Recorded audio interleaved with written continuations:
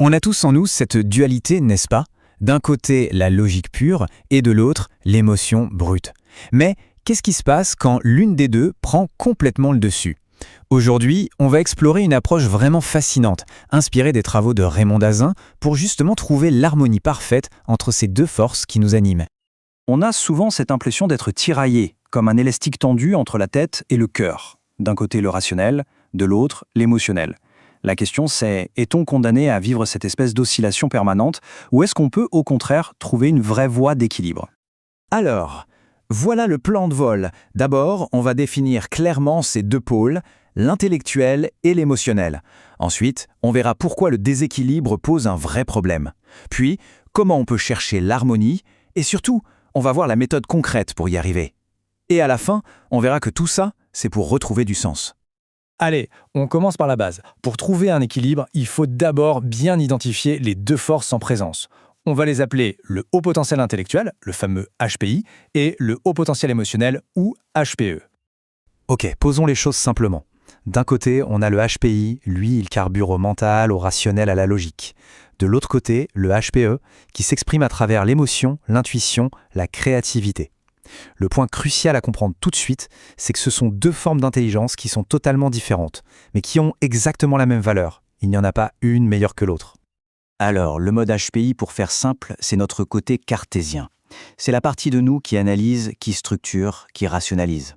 Symboliquement, on va l'associer à une énergie dite masculine, une énergie qui est tournée vers l'action concrète, le matériel. L'image qui lui colle à la peau, c'est celle de la pierre, pour sa solidité, son côté tangible. Et puis, à l'opposé, on a le mode HP.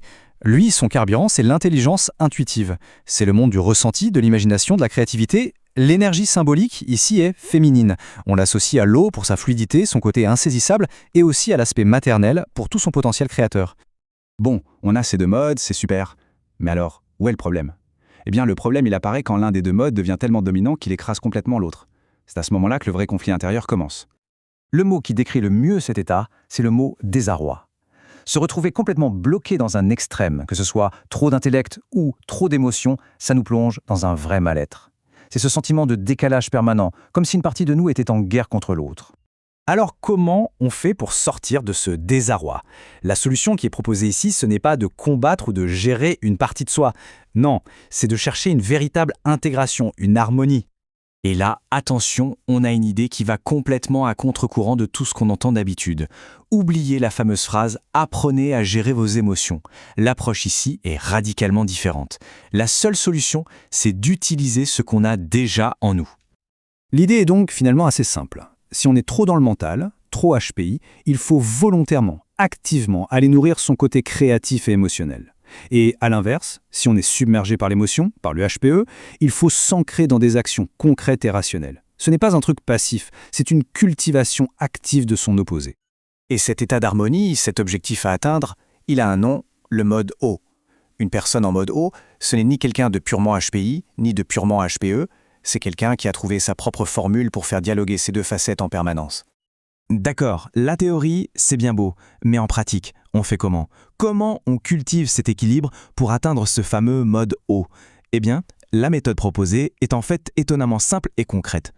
Le principe, c'est un jeu de balancier, c'est simple. Chaque fois que l'on s'engage dans une action qu'on qualifie de masculine, symboliquement bien sûr, comme une tâche très rationnelle ou une activité physique intense, on doit la faire suivre presque immédiatement par une action féminine, c'est-à-dire créative et émotionnelle. Prenons des exemples vraiment concrets pour que ce soit clair. On rentre d'une séance de course à pied super intense, une action très pierre, très physique. Juste après, on prend un crayon et on dessine. On sort d'une réunion de travail qui nous a vidé mentalement. La contraction parfaite, ça pourrait être de se mettre à faire un gâteau au chocolat. C'est vraiment cet enchaînement, ce 1-2, qui crée l'équilibre. On voit bien comment on en revient toujours à ces mêmes symboles. D'un côté, l'action, le matériel, la solidité de la pierre. De l'autre, la création, le maternel, la fluidité de l'eau. Tout l'art de l'équilibre, finalement, c'est d'apprendre à danser entre la pierre et l'eau, sans jamais se noyer ni se pétrifier. On arrive à la conclusion. Pourquoi est-ce que c'est si important de faire tout ce travail? Le bénéfice, il va bien au-delà du simple fait de se sentir mieux. Il s'agit de quelque chose de beaucoup plus profond. Et c'est là qu'on touche au but ultime de toute cette démarche. En réussissant à harmoniser ces deux pôles, le conflit intérieur s'apaise. Le fameux désarroi, il s'efface pour laisser la place à quelque chose de bien plus puissant, un véritable sentiment de sens. La vie retrouve tout d'un coup sa cohérence. Cette citation, elle résume absolument tout. Être en mode puzzle, ce n'est pas un état figé, un truc qu'on atteint une bonne fois pour toutes. Non, c'est un jeu permanent, une danse fluide entre l'intellect et l'émotion. C'est cette capacité à naviguer constamment entre ces deux mondes sans jamais se perdre dans un seul.